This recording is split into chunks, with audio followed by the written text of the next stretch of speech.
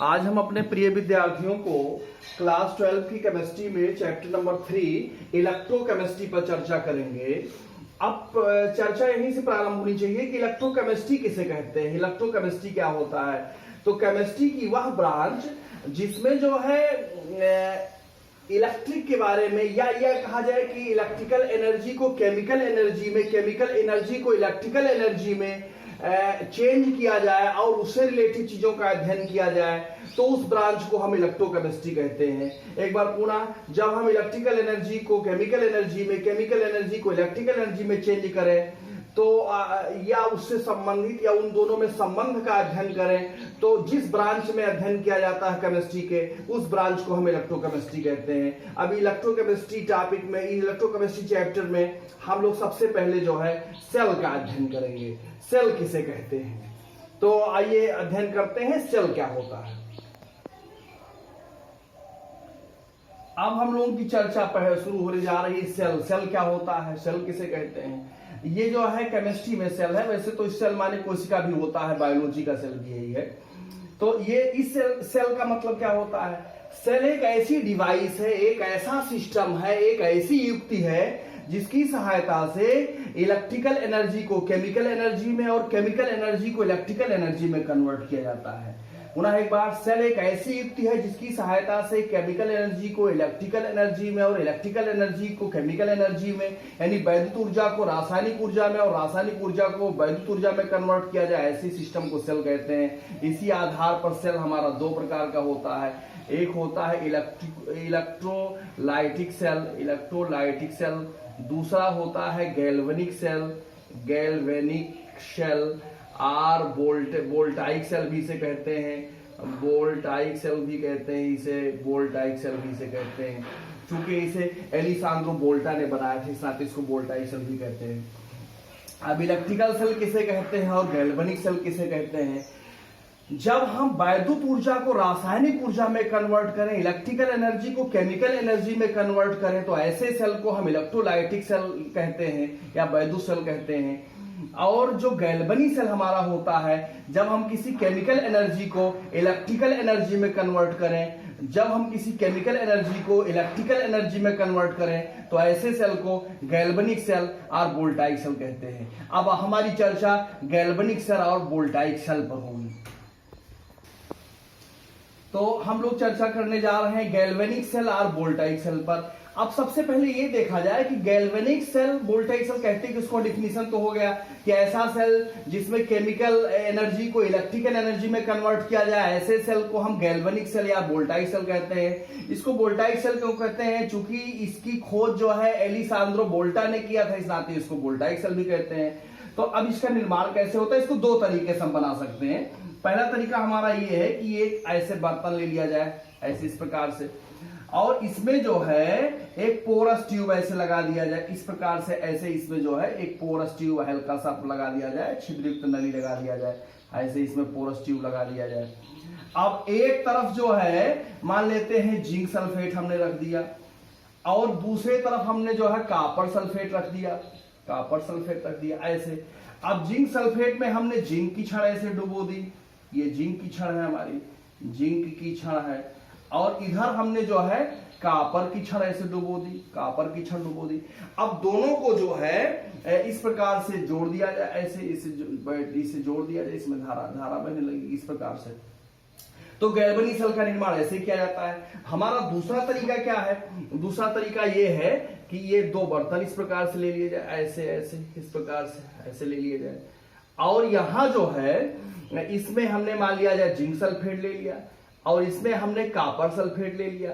अब zinc sulphate में हमने जिंक की छड़ ऐसे डुबो दी, और कॉपर सल्फेट के विलयन में हमने कॉपर की छड़ डुबो दी, और इन दोनों को इस प्रकार से धारामापी इसे तार से अटैच कर दिया गया, जोड़ दिया गया। और इनमें इन दोनों विलयनों को जोड़ने के लिए इसमें एक साल्ट ब्रिज ऐसे लगा दिया, इसको हम साल्ट ब्रिज कहते हैं। ये हमारा जो है साल्ट ब्रिज है। इसमें जो है एक जेल भरा रहता है, जिसे अगार अगार भी कहते हैं, या पोटेशियम क्लोराइड, पोटेशियम नाइट्रेट का उदासीन वैद्युत विलयन भी इसमें भरा होता है।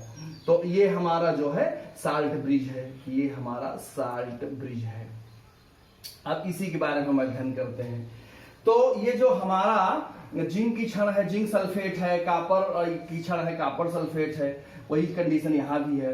तो इसमें जो है जैसे अब कौन एनोड का काम कर रहा है, कौन कैथोड का काम कर रहा है, कहां पर ऑक्सीडेशन हो रहा है, कहां पर रिडक्शन हो रहा है, ये सब जानकारी हमें होना चाहिए। तो इसके लिए एक विशेष ट्रिक बनाई गई है। ट्रिक जो है, एक फार्मूला होता है LOAN, लोन फार्मूला होता है। इसका अभिप्राय होता है left oxidation anode negative, left oxidation anode negative. अब इसका क्या मतलब है, लेफ्ट में जो रखा है उस पर ऑक्सीडेशन हो रहा है, उस पर ऑक्सीडेशन हो रहा है, ऑक्सीडेशन ये नोड पर हो रहा है, यानी हम ये कह सकते हैं कि ये हमारा ये नोड है, ये हमारा ये नोड है, और ये नोड हमेशा निगेटिव होता है इसमें खास करके।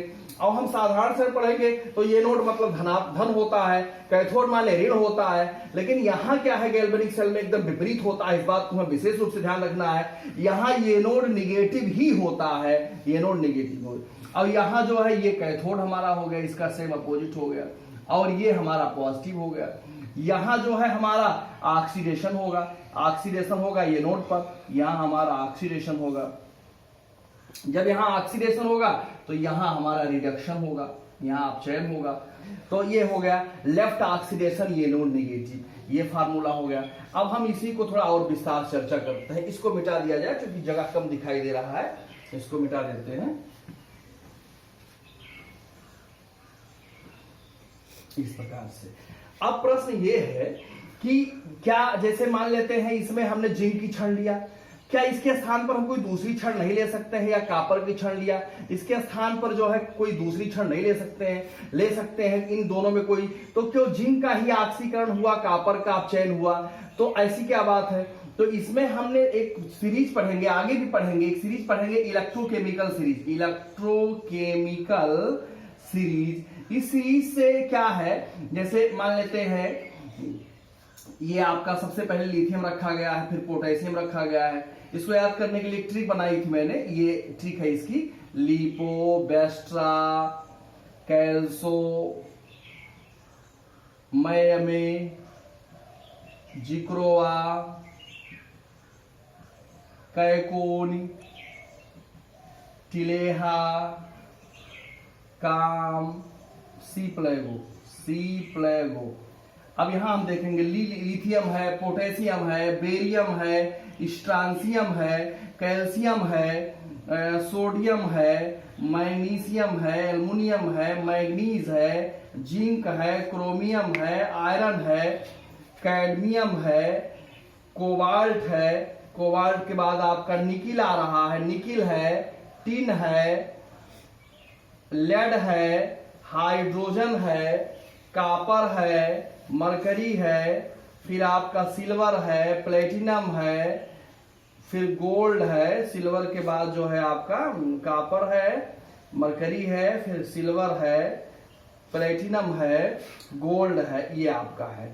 अब इसमें जैसे मान लेते हैं किसी भी दो मेटल लिया जाए, कोई भी दो मेटल लिया जाए, तो जो मेटल इसमें ऊपर स्थित होगा वो अधिक सक्रिय होगा, अधिक एक्टिव होगा, तो उसका ऑक्सीकरण होगा, और जो इसके नीचे का मेटल लिया जाएगा वो जो है आपका रिडक्शन उस पर होगा। जैसे यहां देखिए, इसमें देखिए, इसमें हमने जिंक लिया था तो जिंक ऊपर दिखाई दे रहा है, यहां कॉपर है, कॉपर की क्षण नीचे दिखाई दे रही है, तो जिंक अधिक सक्रिय होने नाते इसका ऑक्सीडेशन होगा। अब मान लेते हैं अगर हम जो है एक काम करें, इस पात्र में हम जो है यहाँ कॉपर की क्षण ले ले, ऐसे यहाँ कॉपर सल्फेट ले ले, और ये कॉपर की क्षण ले लें, कॉपर ले लें, और दूसरे बर्तन में हम जो है सिल्वर सल्फेट ले लें, AgSO4 ले लें, मान लेते हैं AgSO4 Ag2SO4 सिल्वर सल्फेट ले लें, यहां हम सिल्वर की क्षण ले लें, तब यहां कॉपर का रिडक्शन नहीं होगा, क्योंकि सिल्वर जो दिखाई दे रहा है हमें कॉपर के नीचे दिखाई दे रहा है, तो यहां कॉपर का ऑक्सीडेशन होगा और सिल्वर का रिडक्शन होगा। इस बात को हमें विशेष रूप से ध्यान देना है कि जो मेटल एक्टिव होते हैं उसी का जो है ऑक्सीडेशन होता है, और जो कम सक्रिय होते हैं उसका रिडक्शन होता है। ये बात हमें विशेष रूप से ध्यान देनी है। अब इसके बाद जो है हमें थोड़ा सा ये जान लेना चाहिए कि ऑक्सीडेशन क्या होता है, ऑक्सीडेशन किसे कहते हैं। तो ऑक्सीडेशन में क्या होता है, ऐड ऑफ ऑक्सीजन होता है। जब ऑक्सीजन उसमें जुड़ते हैं तो ऑक्सीकरण होता है, लेकिन यहाँ या हाइड्रोजन उससे अलग होते हैं तो वहां जो है ऑक्सीडेशन होता है। इसका उल्टा रिडक्शन में होता है। रिडक्शन में क्या होता है कि हाइड्रोजन जुड़ते हैं और ऑक्सीजन निकलते हैं तो वहां रिडक्शन होता है, लेकिन यहाँ ऑक्सीजन नहीं जुड़ रहा, हाइड्रोजन नहीं निकल रहा, ऐसा तो कुछ हो नहीं रहा है। तो यहाँ इलेक्ट्रॉन के बेस पर हम समझेंगे। तो किसी मेटल से इलेक्ट्रॉनों का पृथक्करण होना यह ऑक्सीडेशन कहलाता है। ये जैसे हमारा है, ये जिंक है मान लेते हैं, तो जिंक जो है ऐसे जिंक डबल पॉजिटिव हो गया, +2 इलेक्ट्रॉन हो गया। अब यहाँ ऑक्सीडेशन हो रहा है, इस प्रकार से ऑक्सीडेशन हो रहा है, इलेक्ट्रॉन अलग हो रहे हैं, इलेक्ट्रॉन लूज हो रहे हैं, तो ये जो है आपका ऑक्सीडेशन हो रहा है। इसमें देखिए, इसमें क्या है, Cu डबल पॉजिटिव 2 इलेक्ट्रॉन जुड़ेगा तो ये Cu हो जाएंगे। यहां आपका रिडक्शन हो रहा है, यहां आपका रिडक्शन हो रहा है। तो इसको हम, ये जो है ये हाफ सेल है, ये हाफ सेल है। जब हाफ सेल मिल जाएंगे तो ये कंप्लीट सेल हो जाएगा। इसको इलेक्ट्रोड बोलते हैं। इलेक्ट्रोड किसको बोलते हैं, जिसमें धारा आसानी से आ जाए वो इलेक्ट्रोड होता है। तो इसको अगर ये हाफ सेल है, ये भी हाफ सेल है आपका, इन दोनों को अगर मिला दिया जाए तो इस प्रकार से कट जाएगा और जिंक हो जाएगा, Cu डबल पॉजिटिव हो जाएगा, और यहाँ आपका Zn डबल पॉजिटिव हो गया, यहाँ Cu हो गया। ये आपका जो है शुद्ध सेल रिएक्शन हो गया, ये आपका शुद्ध सेल रिएक्शन हो गया, शुद्ध सेल रिएक्शन हो गया। अब हम कैसे, अब हमें इस पर भी चर्चा करना है, तो हमें इस बात का विशेष ध्यान रखना है। एक बार पुनः मैं अपनी बात को दोहरा देता हूं। जब हमें गैल्वेनिक सेल या वोल्टिक सेल बनाना होगा तो हम क्या करेंगे, 2 बर्तन लेंगे। इस प्रकार से 2 बर्तनों में एक में मान लिया जाए एक मेटल लिए, तो उसी मेटल का जो है साल्ट ले लेंगे।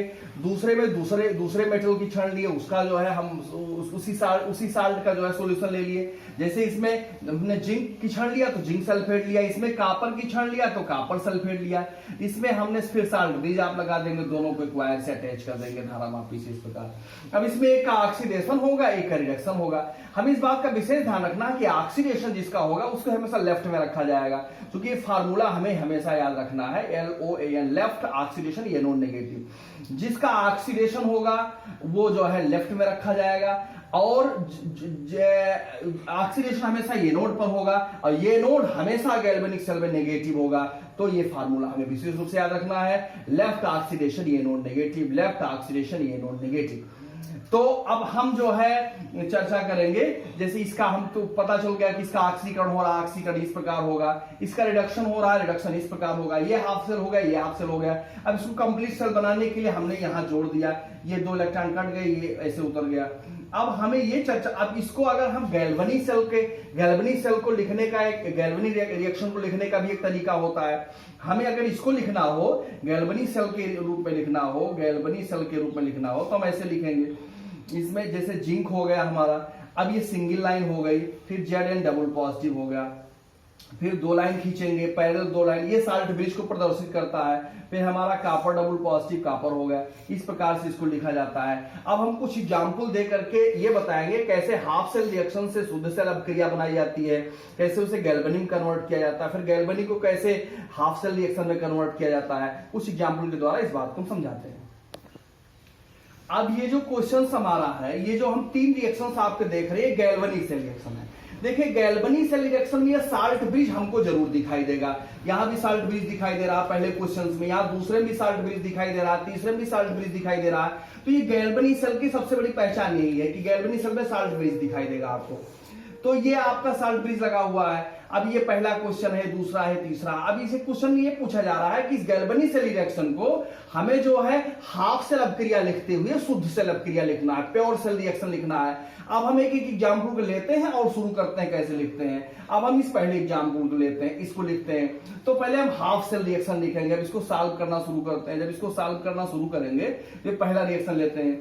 तो यहां देख रहे हैं हम हाफ सेल लिखेंगे, half cell reaction, half cell reaction लिखेंगे। तो इसमें क्या होगा, ये Zn है, इससे Zn डबल पॉजिटिव बन रहा है, यहाँ 2 इलेक्ट्रॉन, ये हमारा ऑक्सीडेशन हो गया, ये हमारा ऑक्सीडेशन हो गया।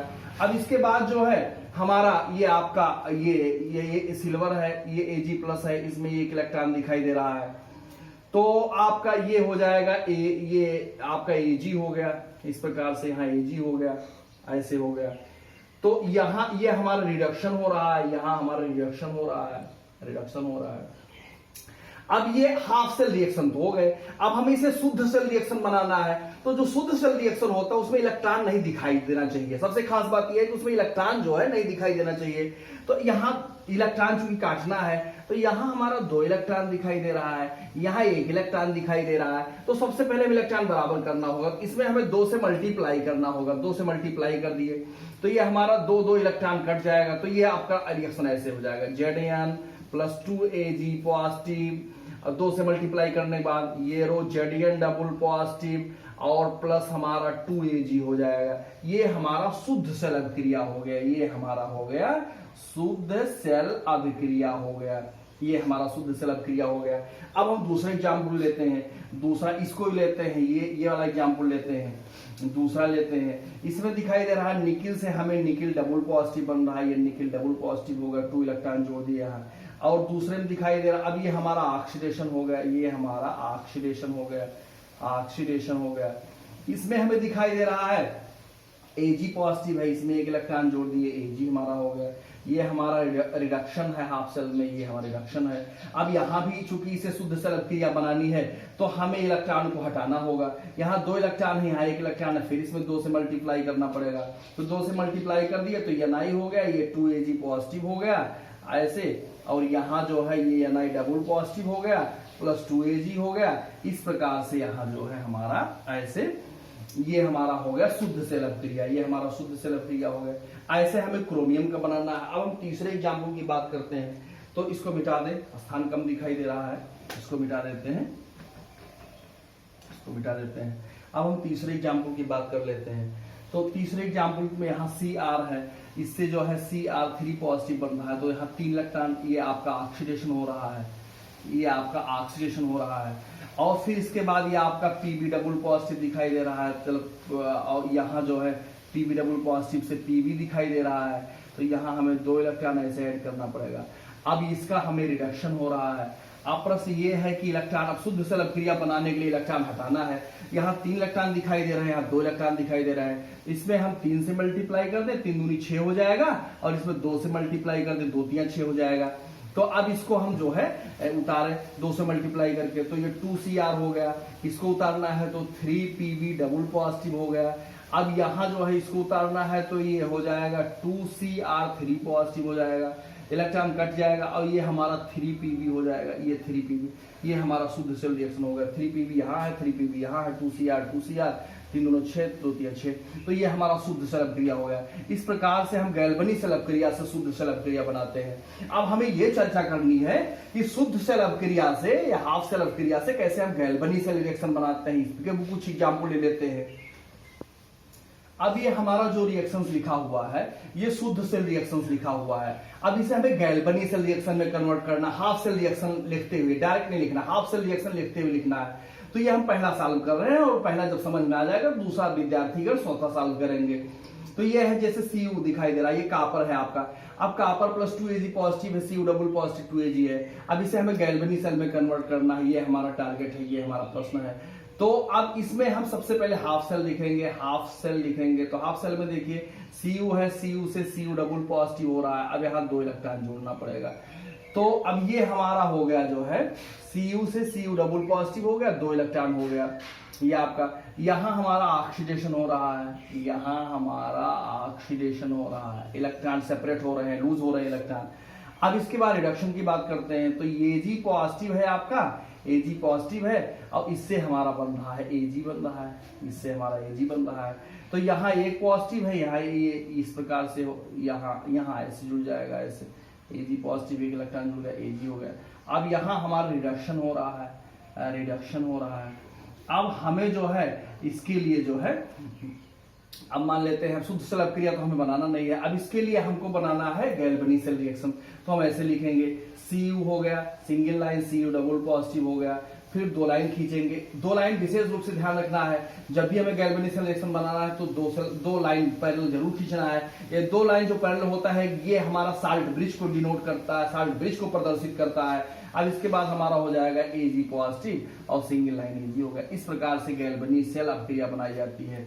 अब अगर विद्यार्थियों को समझ में आ गया है तो इसको आप जरूर करेंगे। अब इसके बाद जो है हम इलेक्ट्रोमोटिव फोर्स EMF पर चर्चा करते हैं। इलेक्ट्रोमोटिव फोर्स क्या होता है, वैद्युत वाहक बल क्या होता है, इलेक्ट्रोमोटिव फोर्स या ई सेल कैसे निकाला जाता है, हम इसकी कुछ न्यूमेरिकल्स लेकर के थोड़ी चर्चा करते हैं।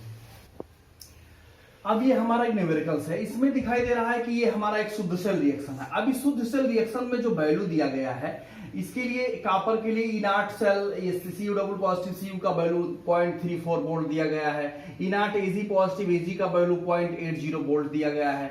अब हमें इसका जो है मानक सेल विभव या इलेक्ट्रोमोटिव फोर्स निकालना है, तो इसके लिए फार्मूला हमारा है E naught cell equal to E naught R minus E naught L होता है।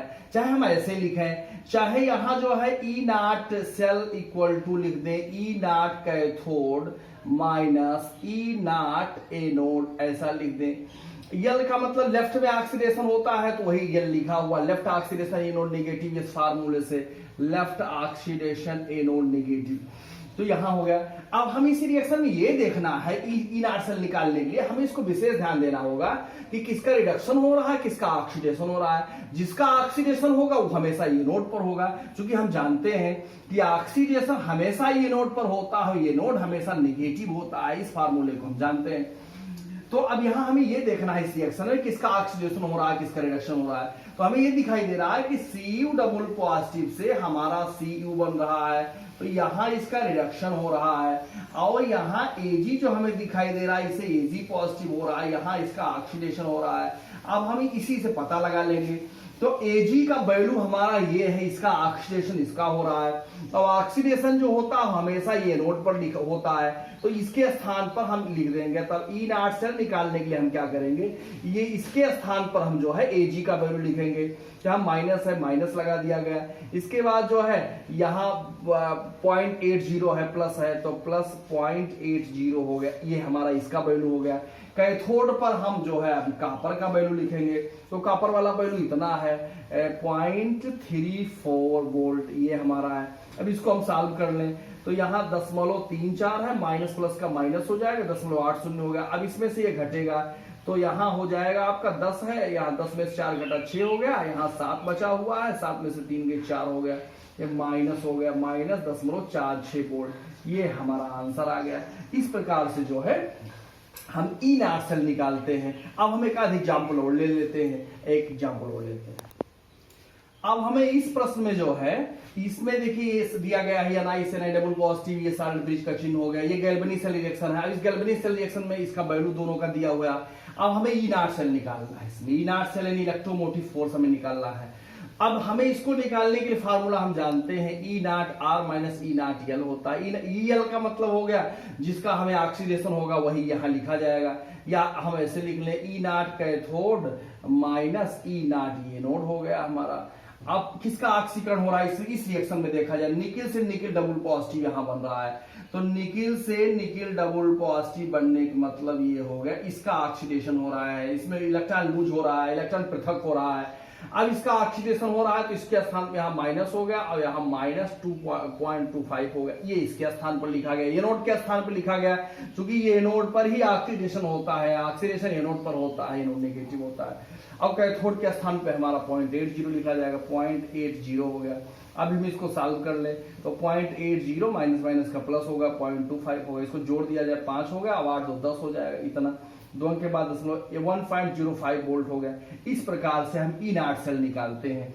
ई नाट सेल निकालने के लिए हमें विशेष रूप से सवाल को हम देखेंगे, प्रश्न को देखेंगे, और देखने के बाद जो है हमें इस बात को विशेष ध्यान रखना होगा किसका ऑक्सीडेशन हो रहा है, किसका रिडक्शन हो रहा है। जिसका ऑक्सीडेशन होगा वो हमेशा ई नाट यल पर लिखा जाएगा, ई नाट ये नोड पर लिखा जाएगा, क्योंकि हमेशा ये ऑक्सीडेशन ये नोड पर ही होता है। आशा करता हूं विद्यार्थियों को समझ में आया होगा। फिर हम दूसरी टॉपिक लेकर के इसी संबंध दूसरी टॉपिक इलेक्ट्रोकेमिस्ट्री से ही दूसरी टॉपिक लेकर के अगले वीडियोज में उपस्थित होंगे। धन्यवाद।